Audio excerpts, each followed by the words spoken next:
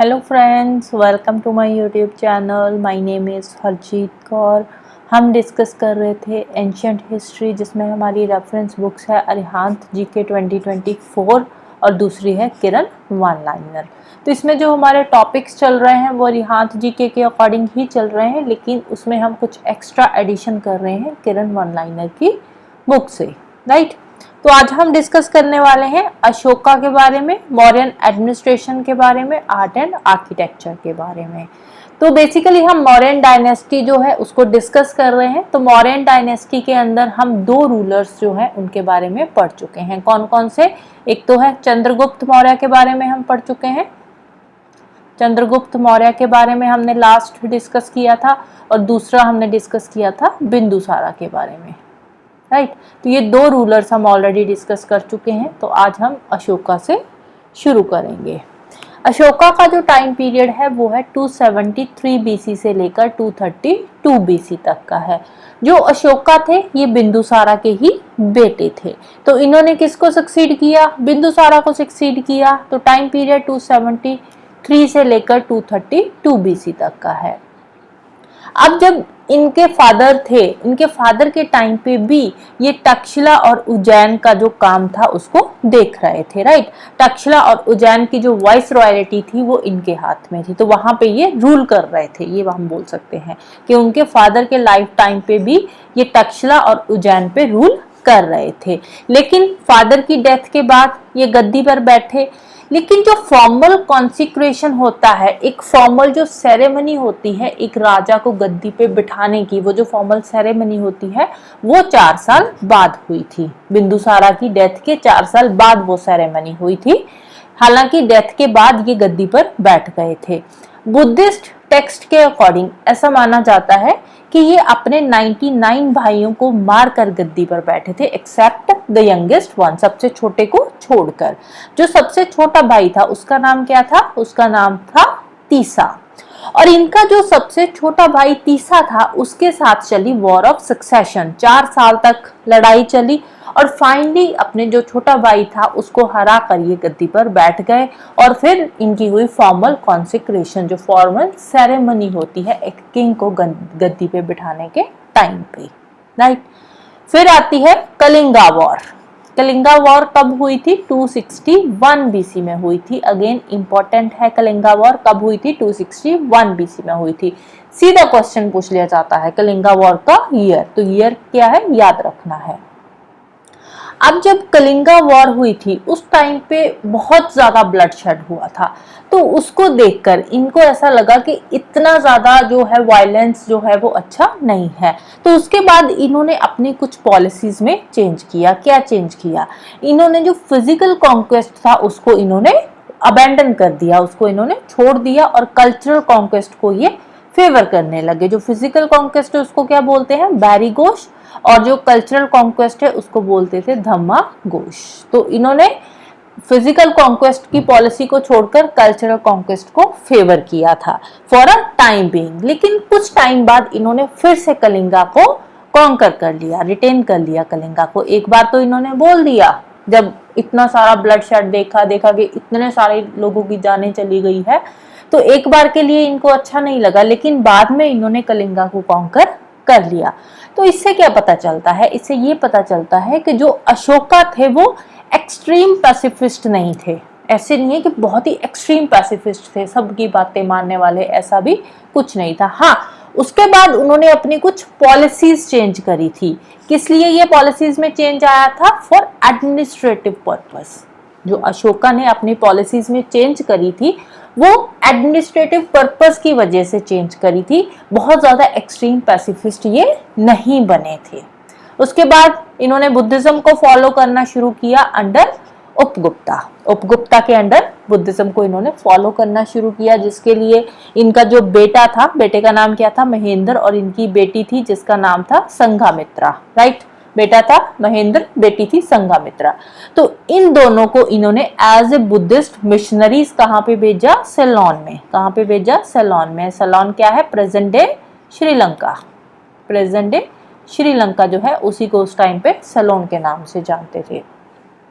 तो दोनों को इन्होंने as a Buddhist missionaries Ceylon में भेजा with a sapling of original peepal tree जिसके नीचे बैठकर बुद्धिस्ट जो बुद्धा जी थे उनको इनलाइटनमेंट हुई थी, ज्ञान की प्राप्ति हुई थी। तो उसकी जो ओरिजिनल सैपलिंग थी उसके साथ इन्होंने एज ए बुद्धिस्ट मिशनरीज अपने बेटे और बेटी को श्रीलंका भेजा, वहां पे बुद्धिज्म को स्प्रेड करने के लिए, राइट। उसके बाद इन्होंने धम्मा यात्रा की इनॉग्रेशन करी। धम्मा यात्रा शुरू करी थी from the 11th year of his rain. जब इनको 11 साल हो गए थे राज करते हुए, तो 11 साल बाद इन्होंने शुरू करी धम्मा यात्रा। तो उस टाइम पे ये कहाँ पे पहुंचे? बोध गया में पहुंचे। कहाँ पहुंचे? बोध गया में पहुंचे। और वहां पे जाकर इन्होंने धम्मा महामात्रास को अपॉइंट किया। धम्मा महामात्रा क्या होते हैं? Officers of righteousness. अब धम्मा क्या है? धम्मा के मैसेज को स्प्रेड करने के लिए, धम्मा को स्प्रेड करने के लिए इन्होंने धम्मा महामात्रास को अपॉइंट किया था। तो धम्मा क्या था? धम्मा इनके कुछ सेट ऑफ प्रिंसिपल्स थे, कुछ कोड ऑफ कंडक्ट थे अशोका जी के ही, राइट। तो उसको स्प्रेड करने के लिए, धम्मा का मैसेज स्प्रेड करने के लिए इन्होंने अपॉइंट किया धम्मा महामात्रास को, राइट। अब धम्मा क्या है उसके बारे में पढ़ते हैं। Ashoka Dhamma, it was a code of conduct. Dhamma क्या है? एक कोड ऑफ कंडक्ट है, सेट ऑफ प्रिंसिपल्स है जो इन्होंने लोगों को अडॉप्ट करने के लिए बोला, प्रैक्टिस करने के लिए बोला। इन्होंने बोला कि जो आम जनता है, जो लोग हैं, उनकी एक सोशल रिस्पॉन्सिबिलिटी बनती है सोशल ऑर्डर को मेंटेन करने की। तो उसके लिए क्या करना होगा? उसके लिए अपने बड़ों की रिस्पेक्ट करो। धम्मा के अंदर यही चीजें हैं कि अपने बड़ों की रिस्पेक्ट करो, मर्सी टू स्लेव्स, जो स्लेव्स है उनके साथ थोड़ी दया दिखाओ, इम्फेसाइज ट्रूथ, सच बोलो, नॉन वायलेंस, ज्यादा लड़ाई झगड़ा नहीं करना, टॉलरेंस, इन सब चीजों पे इन्होंने जो था उस टाइम पे फोकस किया अशोका धम्मा में। तो धम्मा में क्या चीजें आती है? Respect to elders, mercy to slaves, emphasize truth, non violence and tolerance. तो ये थे इनके कुछ कोड ऑफ कंडक्ट और you can say the set of principles, right. Next बात करते हैं रॉक एडिक्ट्स की। मॉडर्न पीरियड्स के टाइम पे रॉक एडिक्ट्स थे, पिलर एडिक्ट्स थे और कुछ अदर एडिक्ट्स आते हैं। एक टेबल बना हुआ है बुक में, तो उस टेबल के ऊपर सबसे पहले आते हैं रॉक एडिक्ट्स, फिर आते हैं पिलर एडिक्ट्स और उसके नीचे आते हैं अदर एडिक्ट्स। तो उसी टेबल को मैंने यहाँ पे एक्सप्लेन किया हुआ है। तो रॉक एडिक्ट्स की सबसे पहले हम बात करते हैं। रॉक एडिक्ट्स में आते हैं 14 मेजर रॉक एडिक्ट्स। और ये जो 14 मेजर रॉक एडिक्ट्स हैं, इनमें से जो इंपॉर्टेंट रॉक एडिक्ट्स हैं उनको हम लास्ट में डिस्कस भी करेंगे। तो ये जो 14 मेजर रॉक एडिक्ट्स है, इनमें क्या चीजें मेंशन है? इसमें अशोका के प्रिंसिपल्स है, principle of government and policy of Dhamma, right. जो 14 मेजर रॉक एडिक्ट्स है, इनमें क्या मेंशन किया हुआ है? इनमें मेंशन किया हुआ है कि जो अशोका के टाइम पे गवर्नमेंट थी वो कैसे काम करती थी, धम्मा की इनकी क्या पॉलिसी थी, वो सब चीजें यहाँ पे एक्सप्लेन करी हुई है। और कहाँ पे है ये 14 मेजर रॉक एडिक्ट्स? कहाँ पे है? तो ये अलग अलग जगह पे है। कलसी देहरादून के अंदर, गिरनार गुजरात में है, येरागुड़ी आंध्र प्रदेश में, मनशेरा पाकिस्तान में, सोपारा बॉम्बे में, धौली एंड जोगाड़ा ओडिशा के अंदर और शाहबाजगढ़ी पाकिस्तान के अंदर, राइट। नेक्स्ट आते हैं 2 separate Kalinga edicts. 14 major rock edicts आए, फिर आते हैं 2 सेपरेट कलिंगा एडिक्ट्स। ये रॉक एडिक्ट्स का ही पार्ट है। तो इसमें ये जो 2 सेपरेट कलिंगा एडिक्ट्स है, नाम से पता चल रहा है कलिंगा एडिक्ट्स है, तो इसमें कलिंगा वॉर के बारे में मेंशन होगा। तो कलिंगा वॉर के बारे में लिखा हुआ है। और कलिंगा वॉर के बाद जो अशोका ने एडमिनिस्ट्रेशन में चेंजेस करी थी उसके बारे में यहाँ पे मेंशन किया गया है। और साथ ही साथ यहाँ पे एक और चीज लिखी है अशोका की। उन्होंने क्या बात बोली थी? All men are my children. Dhauli जो है वहां पे ये मेंशन है, all men are my children, कि जितने भी लोग हैं वो सब मेरे बच्चे हैं। तो ये अशोका ने कलिंगा वॉर के बाद बोली थी ये बात। तो कलिंगा वॉर और उसके बाद जो एडमिनिस्ट्रेशन में चेंजेस हुई है वो सब चीजें यहाँ पे मेंशन है 2 सेपरेट कलिंगा एडिक्ट्स के अंदर। कहाँ पे है ये? एक धौली में है। ये कहाँ पे है? धौली और तोसाली में और जोगाड़ा के अंदर, दोनों जो ये जगह है ये कहाँ पे है? ये है ओडिशा में, राइट। कलिंगा वॉर ओडिशा में ही हुई थी, तो वहीं पे इसके बारे में मेंशन किया हुआ है वहां के रॉक एडिक्ट्स में। फिर नेक्स्ट आते हैं माइनर रॉक एडिक्ट्स। जो माइनर रॉक एडिक्ट्स है वहां पे अशोका की पर्सनल हिस्ट्री के बारे में लिखा हुआ है। अशोका की पर्सनल हिस्ट्री और धम्मा की समरी वहां पे लिखी हुई है माइनर रॉक एडिक्ट्स में।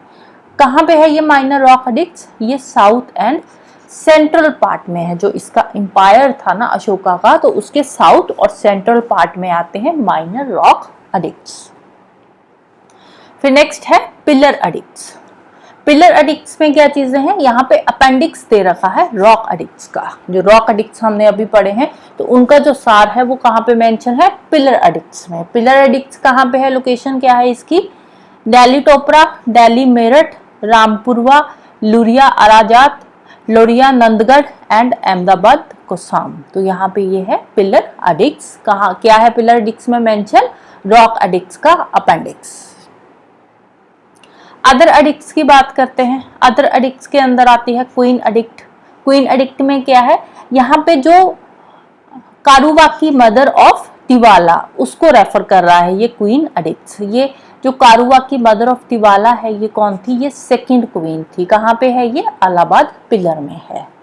बाबरू एडिक्ट। बाबरू एडिक्ट में अशोका फेथ इन बुद्धिज्म के बुद्धिज्म को कितना मानते थे अशोक, उसके बारे में यहाँ पे मेंशन है। तो ये है बारात राजस्थान के अंदर।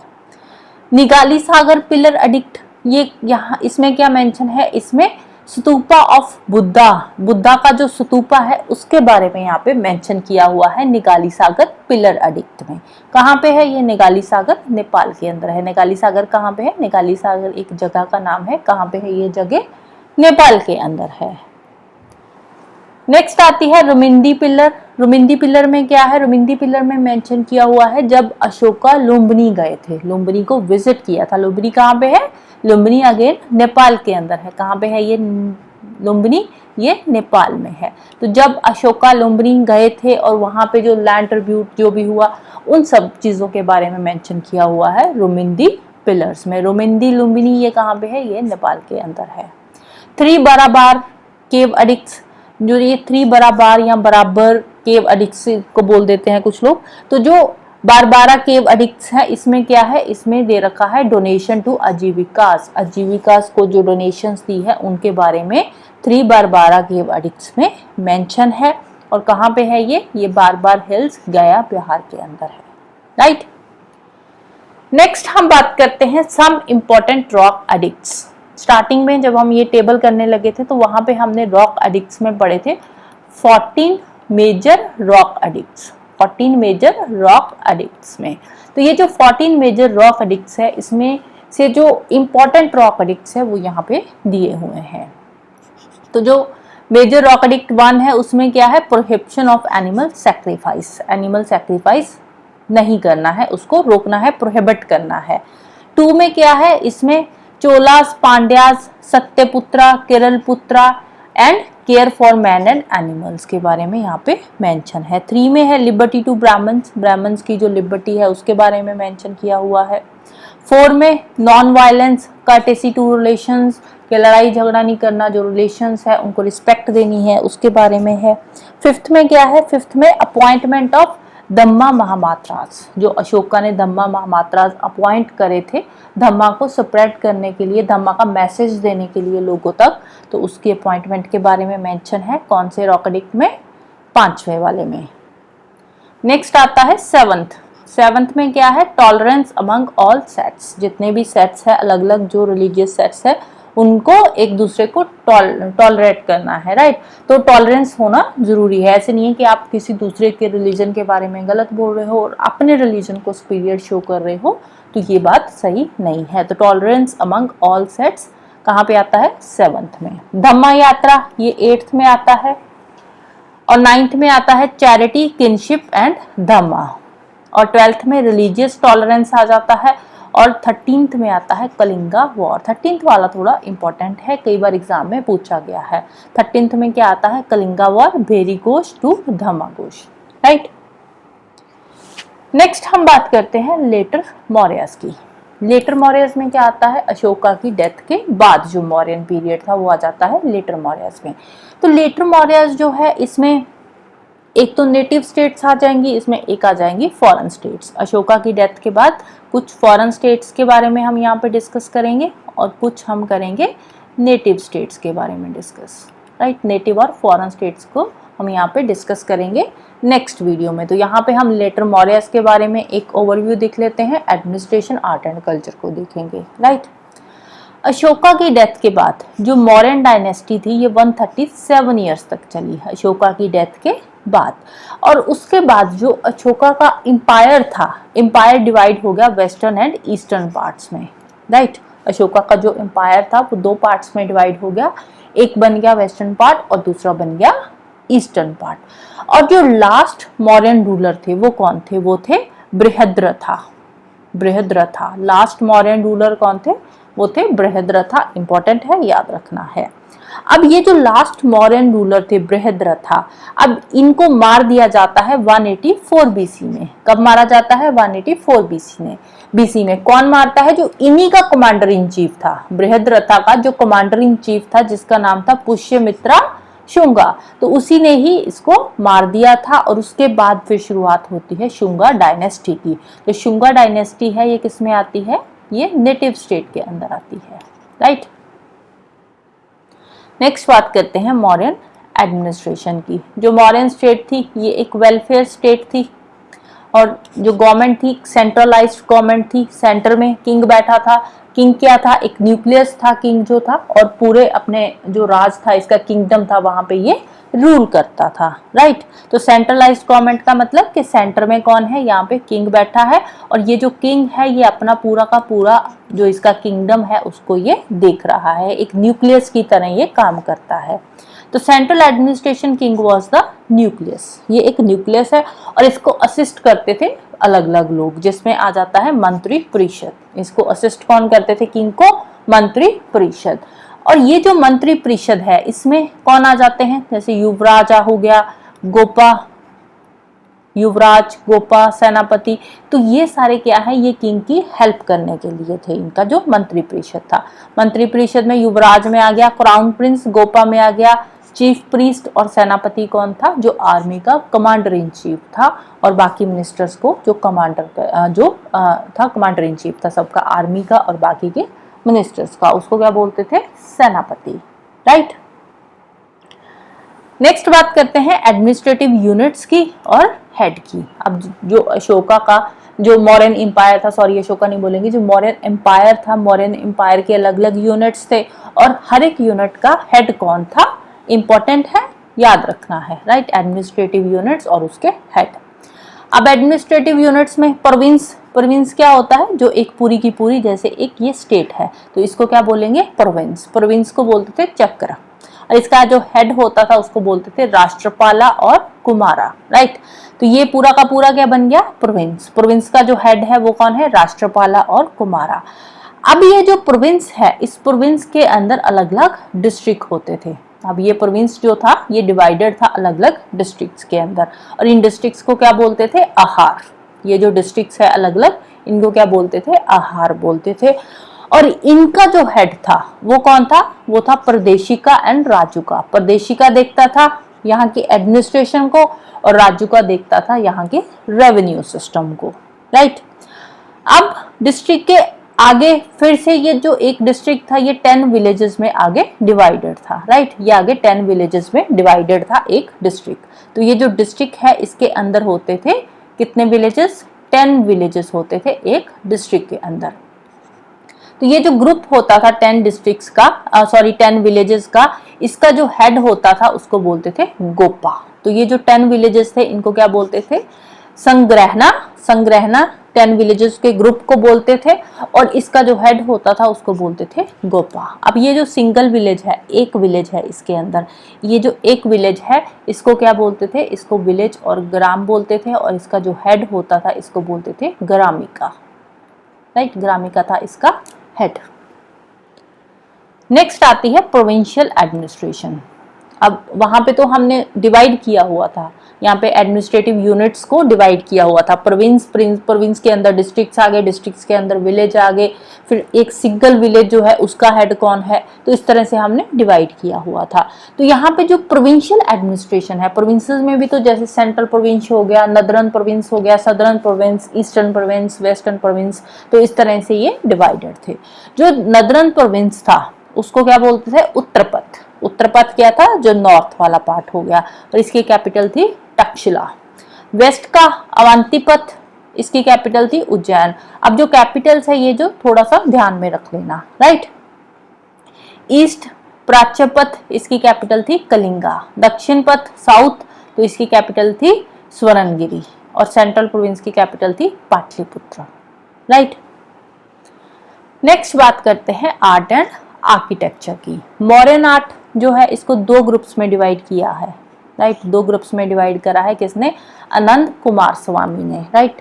अनंत कुमार स्वामी ने मॉडर्न आर्ट को दो ग्रुप्स में डिवाइड किया है। फर्स्ट जो ग्रुप है उसमें आता है folk art, popular folk art sculpture. किसका स्कल्पचर है यहाँ पे? यक्षा एंड यक्षिणी का, यक्षा एंड यक्षिणी का स्कल्पचर है। और जो यक्षा है ये मथुरा के अंदर है, Yakshini from Vidisha MP and Didarganj Patna, right. Yaksha कहाँ का है? परखाम मथुरा में, Yakshini from Vidisha MP and Didarganj Patna में। सेकंड जो ग्रुप है उसमें आ जाता है royal court art, royal court art इसमें आ जाता है। सेकंड वाले में रॉयल कोर्ट आर्ट है, इसमें रॉयल पैलेस के बारे में बताया हुआ है। चंद्रगुप्त मौर्य का जो रॉयल पैलेस था तो वो यहाँ पे मेंशन है आर्ट, वहां पे ये आता है आर्ट एंड आर्किटेक्चर में। तो कहाँ पे है ये? कुम्हारर, पटना के अंदर, कुम्हारर पटना में। तो जो फाहीन था, फाहीन इसको क्या बोलता है? जो चंद्रगुप्त मौर्य का रॉयल पैलेस था, उस रॉयल पैलेस को फाहीन ने कैसे रेफर किया है? As the creation of God. Fahien क्या बोलता है कि ये तो गॉड की एक बनाई हुई क्रिएशन है। इतना सुंदर था इसका जो रॉयल पैलेस था चंद्रगुप्त मौर्य का। कहाँ पे है ये? City of Pataliputra. Ashokan pillars हो गया, स्तूपास हो गए, केव्स हो गए, तो ये सब चीजें आ जाती है उस टाइम पे आर्ट एंड आर्किटेक्चर के अंदर। मौर्यस लेकर आए थे स्टोन मैसनरीज। स्टोन मैसनरीज क्या होती है? स्टोन मैसनरीज होती है जो स्टोन से बिल्डिंग्स बनाई जाती है, उसको बोलते हैं स्टोन मैसनरीज। तो ये मौर्यन के टाइम पे आई थी। स्टोन मैसनरीज कब आई थी? मौर्यंस के टाइम पे ये लार्ज स्केल पे यूज होने लगी थी स्टोन मैसनरीज। तो यहाँ पे पिलर्स बनाए गए हैं और ये जो पिलर्स है उस टाइम पे वो रिप्रेजेंट करते हैं masterpiece of Mauryan sculptures. Mauryan sculptures का एक मास्टरपीस शो कर रहे हैं जो उस टाइम के पिलर्स है मौर्यंस के टाइम पे। जैसे कि सिंगल लाइन कैपिटल रामपुर व लौरिया नंदगढ़ की single line capital, 4 line capital Sarnath and Sanchi की, ये रही 4 लाइन कैपिटल। इसमें 4 लाइन शो किए हुए हैं, तो ये एक सामने है, एक इस साइड है, एक इस साइड है और एक पीछे की तरफ है। तो 4 लाइन कैपिटल सारनाथ और सांची की, जिसको आज की डेट में भी यूज किया जाता है। Carved elephant at Dhauli and engraved elephant at Kalsi, ये इस तरह का होता है कार्व्ड एलिफेंट कि जैसे कोई रॉक है तो उसको कार्व करके कट कर करके उसमें से ये एलिफेंट जो है बनाया जाता है। तो ये उस टाइम का इम्पोर्टेंट स्कल्पचर था, मास्टरपीस था मॉडर्न टाइम का। Stupas were built throughout the empires. अब उस टाइम पे स्तूपास बहुत सारे बनाए गए थे। किस लिए बनाए गए थे? As to enshrine the relics of Buddha. जैसे कि सांची स्तूपा हो गया, बहरूद स्तूपा हो गया। तो ये स्तूपास उस टाइम पे बहुत सारे बनाए गए थे। ये है स्तूपास, कुछ इस तरह के होते हैं जो स्तूपास होते हैं। तो बुद्धिज्म को सेपरेट करने के लिए ये स्तूपास जो थे उस टाइम पे बनाए गए थे। सिग्निफिकेंस की अगर हम बात करें तो वही हमने पढ़ा था, line capital of Ashokan pillar जो है उनको हम आज की डेट में यूज करते हैं as the emblem of Indian republic. क्या यूज हो रहा है? लाइन कैपिटल अशोकन पिलर के टाइम की जो सारनाथ की है तो उसको हम एज ए एम्ब्लेम यूज कर रहे हैं। बहुत सारे गुरुकुल्स और बुद्धिस्ट मोनास्ट्रीज जो है तक्षशिला की जैसे हो गई, बनारस की हो गई, तो वो आज की डेट में भी उनको डेवलप किया गया है with royal patronage. Literary developments उस टाइम की हम यूज कर रहे हैं। लिटरेचर जैसे अर्थशास्त्र हो गया कौटिल्य का, कल्प सूत्र भद्रबाहु का है, कथा वास्तु ये बुद्धिस्ट टेक्स्ट है, भगवती सूत्र, अचरंग सूत्र, दसवाली ये जैन टेक्स्ट है। तो इनको आज भी लिटरेचर में यूज किया जाता है। तो जो मॉडर्न टाइम का आर्ट एंड आर्किटेक्चर है उसको आज की डेट में भी हम यूज कर रहे हैं, right. So that's all for today. Hope you like this video. Thank you. Bye bye and have a nice day.